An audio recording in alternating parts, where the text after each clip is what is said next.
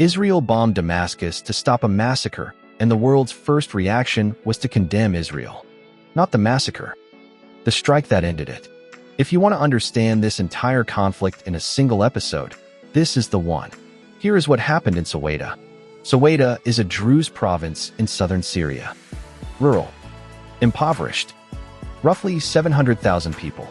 According to Druze eyewitness accounts recounted by Khalifa, and I want to be precise, these are testimony figures from eyewitnesses and community messages, not independently verified. Roughly a year after the fall of Assad, Syrian state and allied forces, plus assorted gangs, assaulted the province.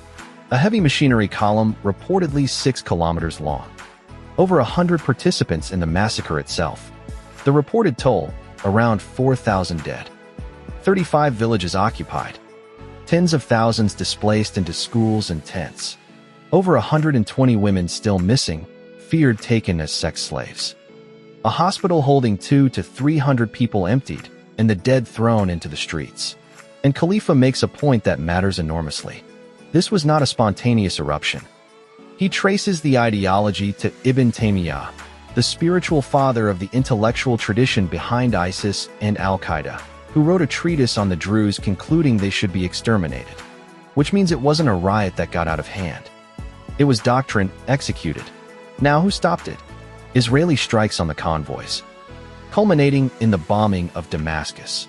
And the world's reflex, Khalifa calls it Pavlovian, was to condemn Israel for striking Damascus. Sit with that sequence. A minority is being massacred. One country on earth intervenes militarily to stop it. And the international response is to condemn the country that intervened. So why does Israel do this? Because the Druze are not a charity case to Israel. They're family. The Druze community in Israel volunteers for combat units at the highest rate of any group in the country. Higher than Jews. Read that again. The minority community volunteers to fight for Israel at a higher rate than the Jewish majority does. They're in the army, in the police, in the Knesset. There's a blood covenant there, and Israelis don't use that phrase lightly. When Israel struck those convoys, it wasn't doing a favor for strangers. It was defending the relatives of its own soldiers. And here's where it connects to everything else. Look at what happens to minorities across that region, and then look at what happens to them in Israel.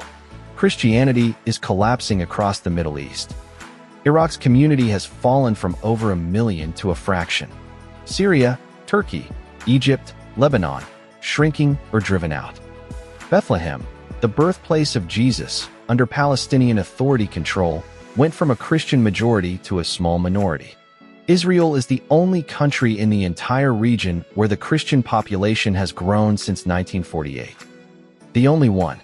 And Open Doors, which publishes an annual list of the 50 worst countries on earth to be a Christian, doesn't have Israel on it.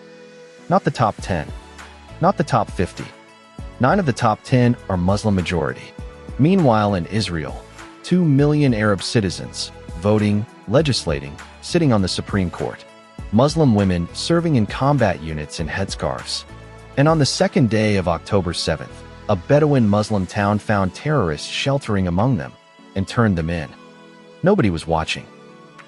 Nobody made them. Israel is also the only secular, non-Muslim state in the Middle East granting Muslims, Christians, Druze and Baha'is equal legal standing, including as judges. That's Jasem Al-Jaraid, a Kuwaiti, exiled from his own country for saying it, who adds that Arab states will privately admit they cannot do the same at home. So here's the pattern, and it's the whole answer. In the Middle East, minorities disappear.